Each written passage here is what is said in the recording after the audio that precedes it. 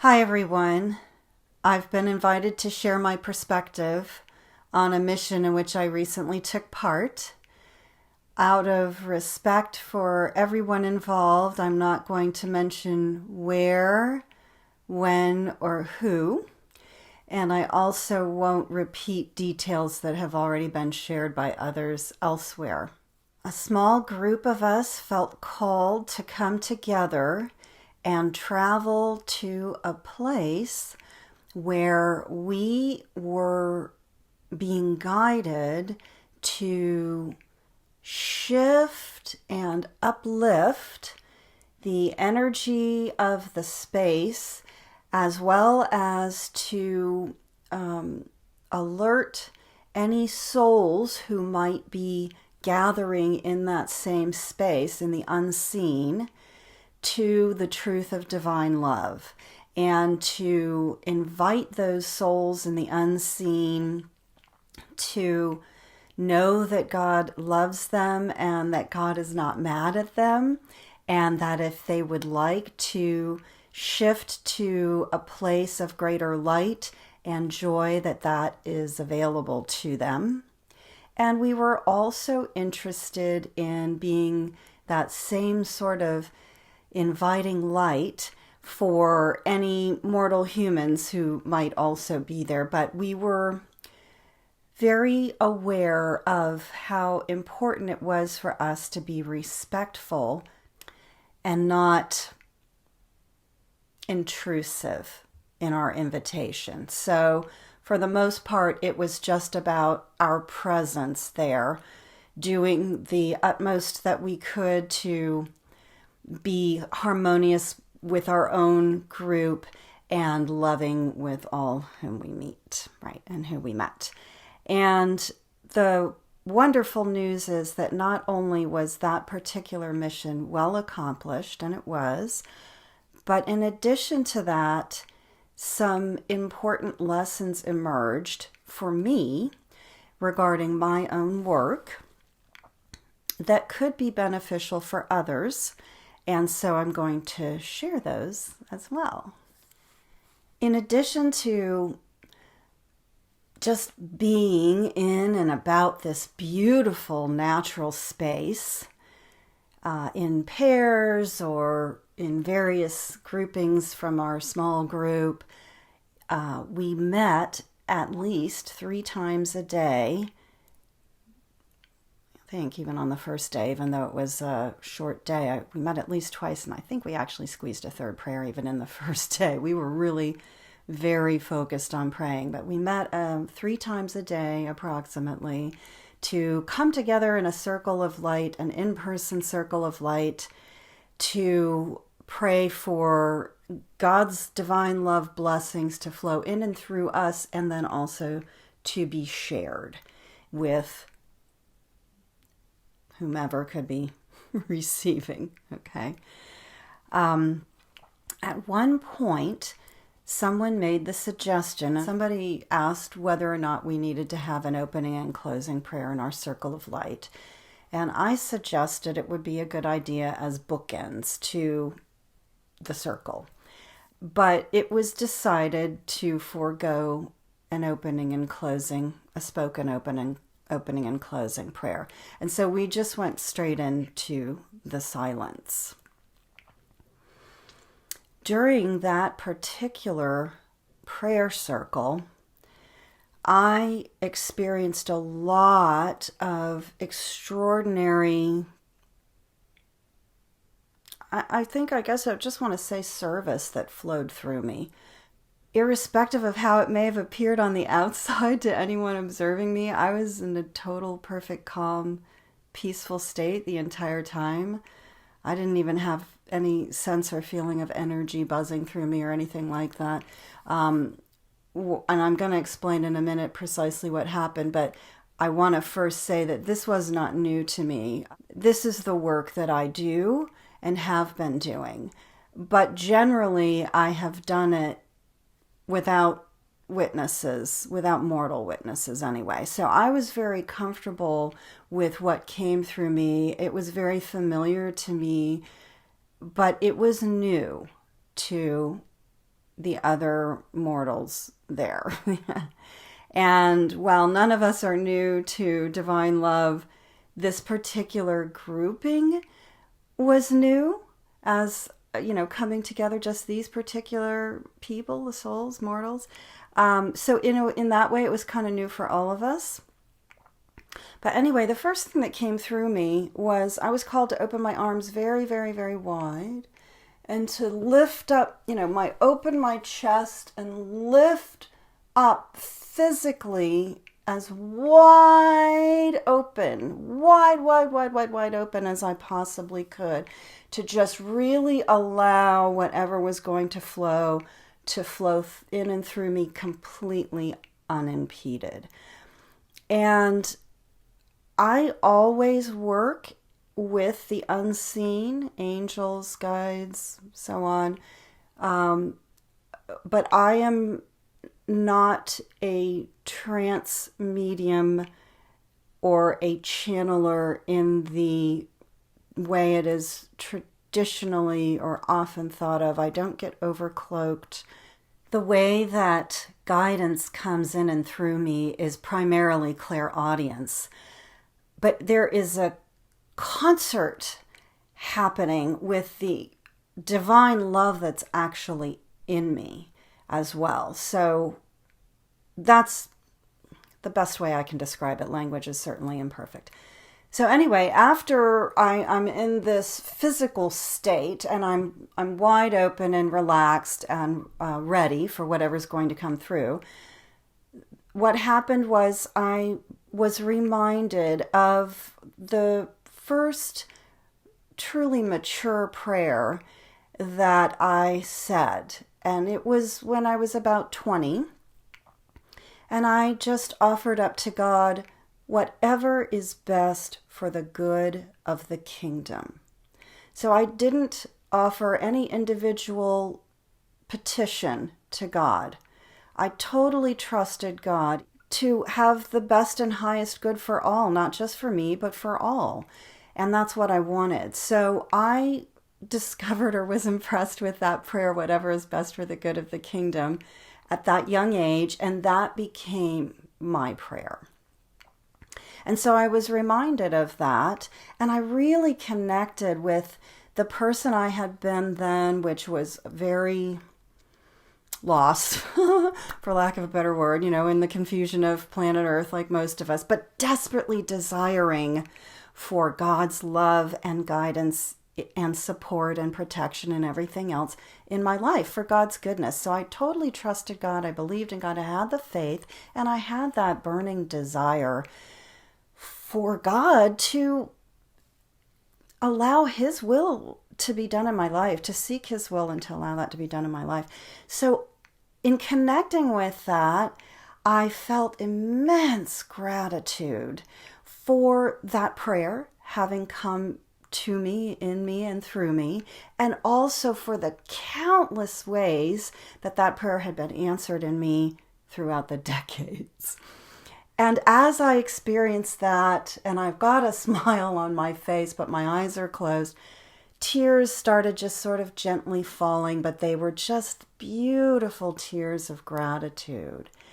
And then that joy from that started welling up in me and pooling and coming up through and expressing itself in more tears. And they got a little more powerful, a little bit stronger. And then when that was fully expressed and was feeling really flowing, the next thing that came to me, and you'll see that I'm moving my hands, this is how I work. There's energy everywhere. So the next thing that came to me was I started to tune into the pain that's on this planet. All the souls who feel lost, all the souls who are in confusion, all the souls who are impacted by darkness, all of the suffering, all of the grief, and just how difficult, just how hard it is really to be human on this planet when there's so much darkness. And I'm, again, the whole time perfectly calm on the inside, irrespective of what is being expressed through me. I'm at total peace. But what started welling up through me was a lot of this grief. And it wasn't my grief. So I wasn't actually feeling it. I wasn't feeling the emotion of grief or suffering or loss or pain or confusion. I was consciously aware that that's what was welling up, but it didn't belong to me and I wasn't experiencing it. So I'm joyous still with a smile on my face, but now I am well and truly sobbing, very noisily, I might add. And the next thing that started happening, because I have a lot of tears now, snot starts rolling out of my nose. And I'm like, okay, well, I can't stop this to get a tissue, but I need some help. And immediately the angels started fanning me like crazy. And they're so amazing because the distance from here to here is short, okay? But somehow I have a river coming out of my nose that never hit my mouth. So it was awesome because I have tears rolling down my cheeks that aren't hitting my dress there, and I have mucus coming out of my nose that's not hitting my mouth because angels are just fanning me like crazy. And in the meantime, I'm just sobbing. So now I want to take a pause to tune in to the other 5 people who were sitting with me. So none of us had any idea that this was going to happen in this prayer circle. We didn't know. You never know what's going to come through. But I feel confident that the angels knew that this was going to happen and that there was a plan for this. So one of the important takeaway lessons that I got out of this situation was I will never again go into a circle like that without a spoken opening prayer. Because I believe that had I started that session with a spoken opening prayer, which I did feel called to do, but again, group decided not to do it. That's okay. But had I done that, I'm going to just guess that through that opening spoken prayers, and when I am in a group, my prayers are always guided. I'm not going to say fully channeled, and the only reason I say that is because what I do is I just tune into my soul, and the prayer rises up from my soul. So it's my soul, my divine love developed soul, but it is my soul in harmony with the angels who are guiding me. So it's a co-creative effort. It's not a pure channeling. But anyway, I sense that if I had an opening prayer, that we would have been prepared a little bit for what was going to happen, and then perhaps it would not have been experienced as startling to the other people who were sitting with me physically in the circle and expecting to be there in silence. So one person felt that maybe I needed to be comforted. No, I was perfectly comfortable. One person felt that perhaps I was expiating. No, I was not expiating. So there was some, the people who were sitting with me, I guess, were a little bit concerned about the noisy sobbing, right? So, but anyway, eventually that ended, and we're still in the session, and I'm called to kind of bring it all in, and everything's calming down, and I'm coming right back into the silence, into the peace. And again, the peace and the silence never left me, but I'm in perfect peace, totally calm, as if I had been sitting there in silence the entire time. I have no residual buzzing or anything. I'm good. So I'm going right back into the silence, but the angels weren't done. There was a lot more work that was going to be done in that same circle. So after that shifting had occurred and connecting with the darkness, if you will, then I was called to stand up very powerfully, and I wear barefoot sandals, the sandals that connect to the earth, even though they're very, very thin, and also they have conductive copper, so they're grounding sandals, okay? So even though I wasn't technically barefoot, hopefully I was grounded. So my feet were planted flat and spread apart on the ground, and my arms were way up and my head uplifted. And again, the channel from my soul, the depths of my soul, all the way up to the heavens, wide open and fully unimpeded. So I'm standing tall, and then a prayer, a spoken prayer, apparently a rather loud one.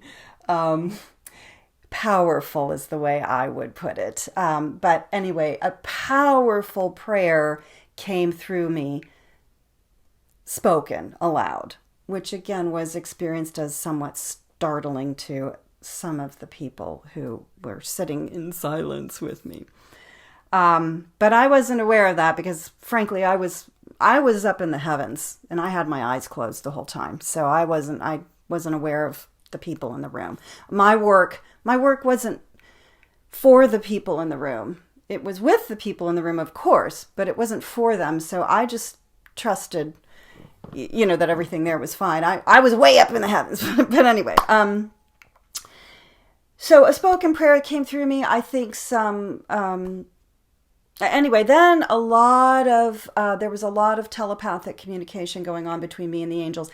I don't think it came out my mouth, but I'm not 100% sure because I kind of wasn't aware of my physical body at that point. It was being employed as an instrument, but I don't remember. I don't think this next stuff that I'm going to share with you came through my mouth, but we'll see. The next thing that came through was a chant that I had been gifted with in the summer of 2020 when some people in our church were starting to be a little bit fearful about earth changes. And I thought, no, that's not what it's about. It's about love and light and harmony, and that's what's coming through. We're in the age of Aquarius. Okay? Sympathy and trust abounding, right? So what came through me was one God, one planet, one people, wake the neighbors. One God, one planet, one people, wake the neighbors. One God, one planet, one people, wake the neighbors. Okay? It's a chant. And when it came to me in 2020, I started dancing with this very, very powerfully in circles, whirling, the Sufis whirl. There's a lot to this. This is moving energy, moving energy, moving energy, moving energy. This is my work. This is how I work. Okay. So I started doing that. And that was coming through me in this circle. So I'm now standing, and this joyful, powerful, positive chant is moving up, in, and through me. And I'm circling, and I'm circling. I didn't actually turn, but I did a lot of movement with my arms. And then once that, really the power of that and the faith of that, it's like, no, we're one. There's one God. It's one planet here, and we're one people. Wake up! Wake up to this truth.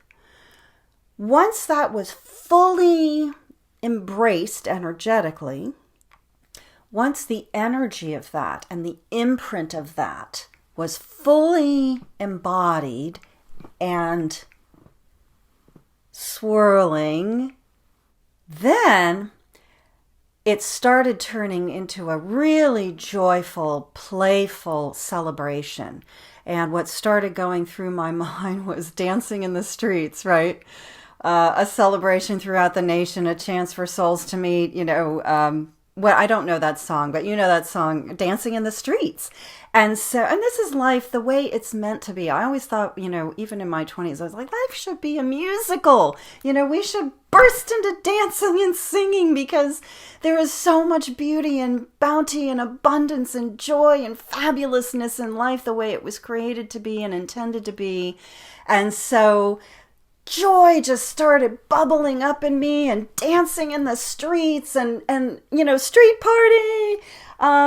And let's all come together and just have fun. And so this is coming up and in and through me and going out and out and out and out. And of course, I have no idea how many angels and high holy loving spirits on the divine love path were part of this symphony of light, if you will, but it felt like legions. And then, of course, I was also aware of the other spirits in the lower spheres who were watching this, and we were collecting more and more and more as we're going along, because greater and greater light is coming in, and it's collecting and attracting more souls who are curious about what's going on.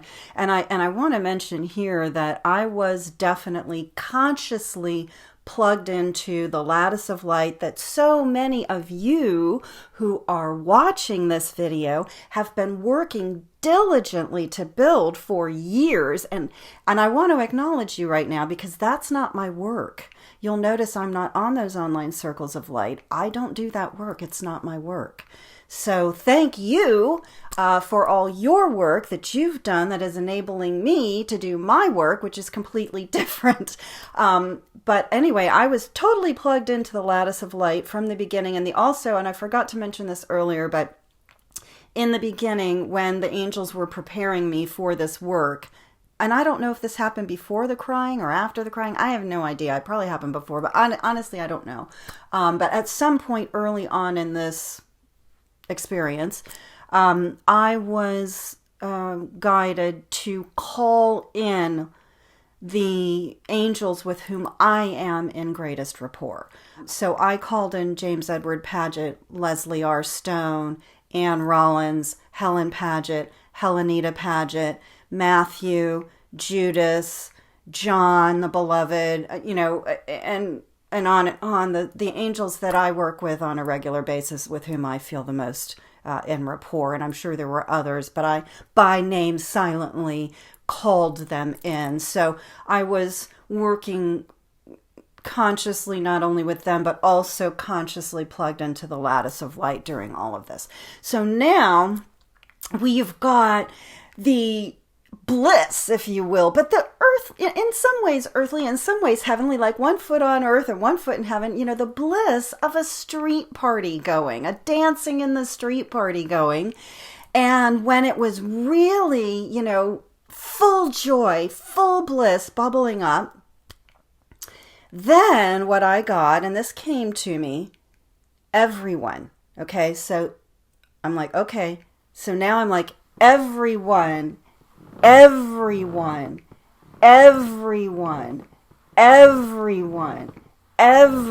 I just kept doing that. I won't bore you in the video, but that went on for a while, where I'm swirling around and around and around and around.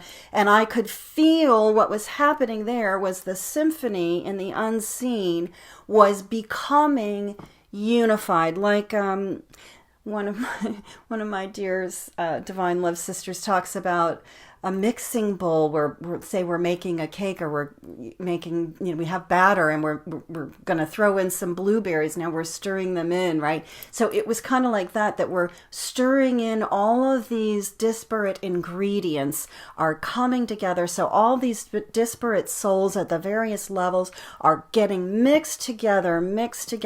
Everyone. And I think the point of the word everyone, and words are very important, they're powerful. That's why they call it spelling. The word everyone meant this was all inclusive. Everyone was invited. So irrespective of whatever level you may be at, and because I'm mortal, they can all see me. So everyone was invited. So this just kept going on and on and on until all the souls who were going to come and be a part of this amazing, swirling joy collected. And when we were completely blended, and I got the sense that we were fully blended, then whoosh, straight up and around the entire planet. So that energy shot straight up and all around the entire planet.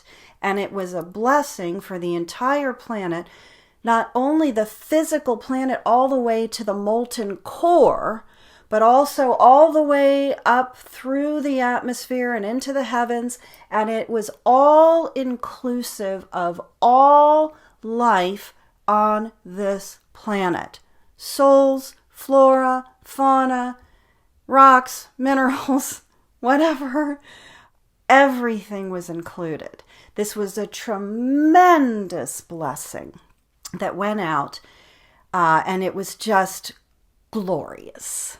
So after that was done, I was again, the energy was calming and coming down and quieting until I was again just me, and not me connected to a heavenly symphony, just me in one place, silent, and I just calmly sat back down, and I was perfectly fine.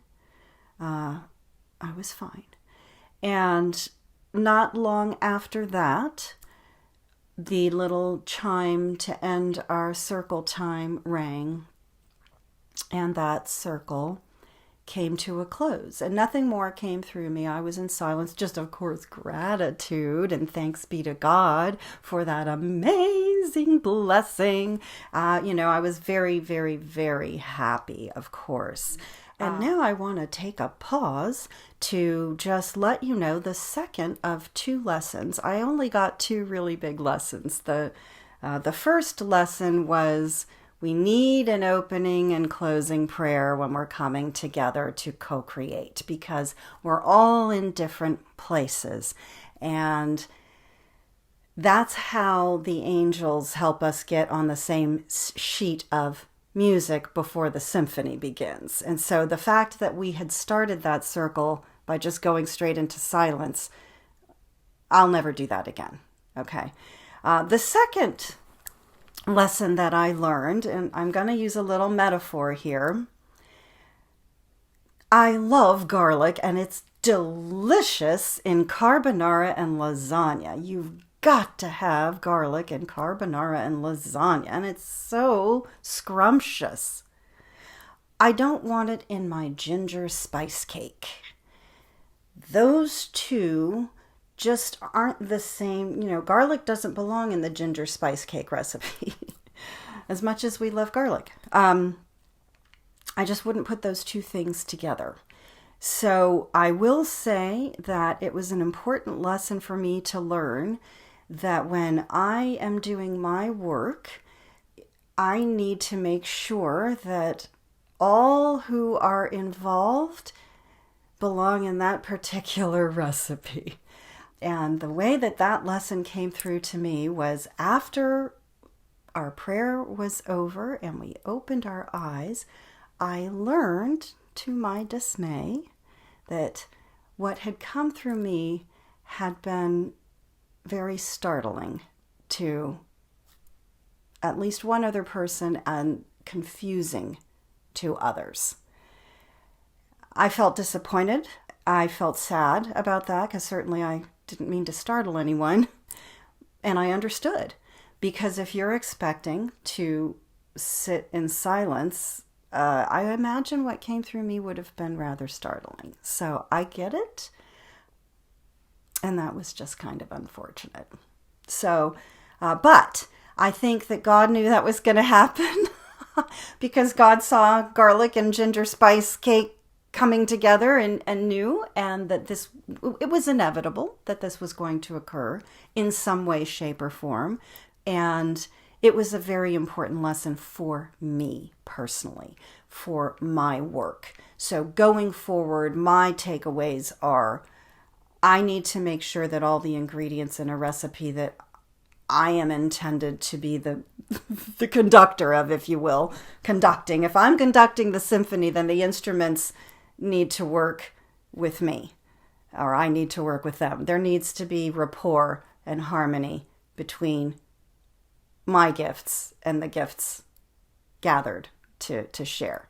And it's always going to have an opening prayer. And a closing prayer is helpful too, because again, I used the term bookends, but it's really about let's get on the same sheet of music, and then let's have come together with a a gathered, closing understanding of the shared experience. And of course, we're going to have our purely human debrief afterwards, but I do believe that the spoken prayers at the beginning and the end of these kinds of circles are vital. They're not optional. For myself, going forward, that's not optional. And I was able, I hope, to help the person who thought I needed to be comforted to understand that I was fine. I was perfectly comfortable the entire time. And the person who thought I was expiating, I think I explained, no, that's, for me, if I'm expiating, my face is on the floor and I'm pulled in like this. I'm surely not wide open like this. Yeah, and it all worked out. It all worked out. And what was meant to be was.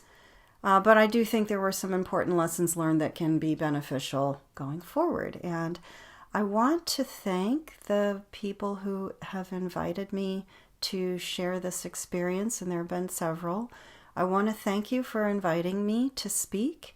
I initially did not want this recorded, but then the invitation shifted a little bit, and I realized that it could be safely done. And respectfully done. And so here it is. And God bless you all. I love you. Take care.